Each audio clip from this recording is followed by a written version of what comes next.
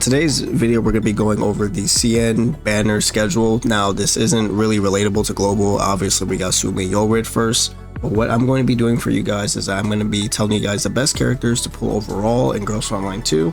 And then I'll be talking about the best characters for guild content. And then I will also go over team comps. So if you are new to the channel, leave a like, subscribe if you guys haven't yet. You guys can also join the Discord link in the description down below. Now let's get right into the video. Okay, so I'm just going to give you guys the answers. We can talk about the characters after. I'll just give you guys the answers, okay? And you guys can get up out this video if that's all you want. So generally in Girls Frontline 2, I'm literally just going to talk about the S plus characters and S rank characters. S plus here, Klukai and Tsumi, absolute, there's no discussion, there's no argument. Pull them. Absolutely.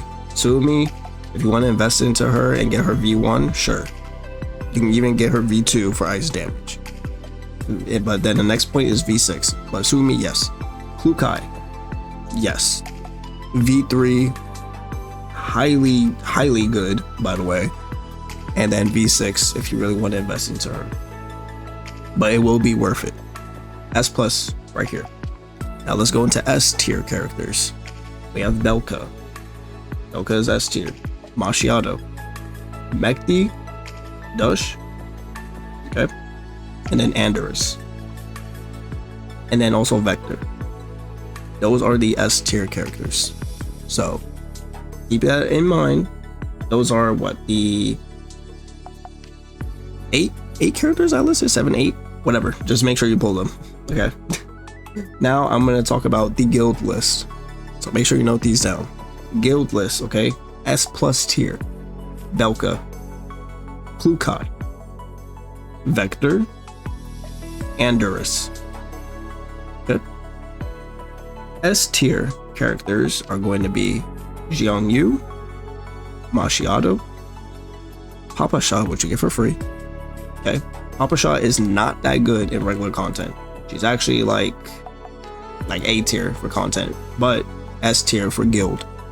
Then we have Dush, S tier, Sumi, S tier, Mekti, S tier.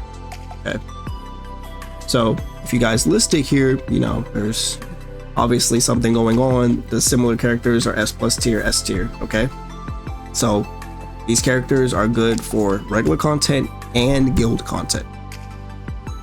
Moving on from that, let's talk about some team compositions here. So for my Moisen enjoyers, right? If you want to invest into the electric team for whatever reason, say that's your waifu, I get it. Your team is going to look like Moisen, Xiangyu, Belka, Andorus.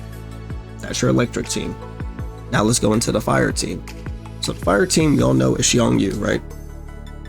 Next character is Sharkri, okay? After that, who do you pick? Vector. Vector is a core staple for that team. Your last unit for the fire team is going to be Ksenia. Okay. Now for the ice team, Mashiado, Dush, Suami. Obviously we don't have another ice character, so who would you put in? You can literally either put in Xiangyu or Klukai. Lada if you just want to stay like really ice DPS, but it's really Klukai or Xiangyu, right? Then we have our corrosion team, which is really the obvious. We have Klukai, Mekti, Paratia for my Paratia enjoyers. Then also the last unit that you'll use in this team is Klukai. Well, I already said Klukai, sorry. Klukai, Paratia, Mekti, because another character you can use in this is Ksenia or Papa Sha. Those are going to be your main core teams for China. Okay, so make sure you guys write that down. Now, for all these core teams, you know what the crazy thing about it is? Klukai can work in all 4 of these core teams. It doesn't matter. Now, unfortunately, is there a Hydro team? No, there is not. But with Springfield coming out, I would assume the best team for her would probably be something along the lines of Tololo, Springfield, possibly, let's just say Klukai, and then you just have to fit in your last unit. Nothing set in stone for that team. But that's literally the tier list for free to play, the tier list for guild, and the tier list, like not tier list, just team building guide for what the teams are going to look like in the future. Okay, so I'm going to pull up the spreadsheet here. Okay, if you don't have this spreadsheet, it's very useful. It's good to learn about pros and cons of the characters and why you should pull them. But let's talk about it, right? So Dush. Okay, Dush is basically a premium ice unit.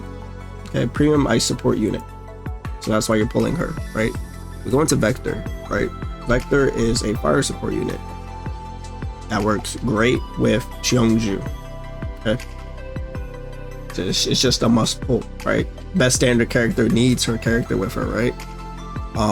Let's go to like Papasha, right? Now Papasha, the thing is, you kind of want a lot of dupes for her, but she's really good at guild content. Let's go to Macchiato, right? One of the best DPS in the game. Okay, so second best DPS behind Xiongju. Let's go into the next character that I mentioned. It was Belka, right? So Belka, very good debuff and used for the electric team. Let's go to Andorus. Does everything you want, but is a tank. So, you know, Sabrina and Groza is out of line. She's actually 2 tiers above Sabrina, by the way. And she only works in the Electro team. Another character, Mekti, right? Defense shredding and dispelling, works with the corrosion team. Is that pretty much every character I listed, right? And we have Klukai, which, I mean, I already put out a video earlier today about Klukai, but we have Klukai here, right? Just amazing, right? And Klukai can even enable Pertia to literally have the ability, if at V6, to get 10 support attacks off in 1 turn, by the way. And also Klukai does have a trick where you can literally do her ultimate twice, and if you get Klukai and with her dupes, literally everything in her kit basically lowers the cooldown of her ultimate. To use her ultimate, I don't even know how many times. It's just crazy. So that's basically every character going over for the timeline and what you should be looking for. Just clean and simple. Oh, we have Jeongyu. So Jeongyu is it's certain things that you should use it for. As you can see, she's severely handicapped at V0. So it's like one of those characters that you want to invest into V3, sort of like Klukai. Jeongyu she's good for a guild, but I feel like you could still, you know, get away not having her. But she is part of the electric team. So electric team is kind of niche. It's more like if you have Moisen V6, it's kind of really good. As you can see here in a listing, right? Oh, they actually don't mention it, I believe. But yeah, she is mostly like kind of better at V6. But yeah, that's pretty much the CN banner schedule. My recommendations. Go back, write it down. It's pretty simple. As you like, if you write it down as a visual in front of you, it's literally the same exact characters, by the way. So it's the same exact units pretty much for guild and regular content within Girls Frontline 2.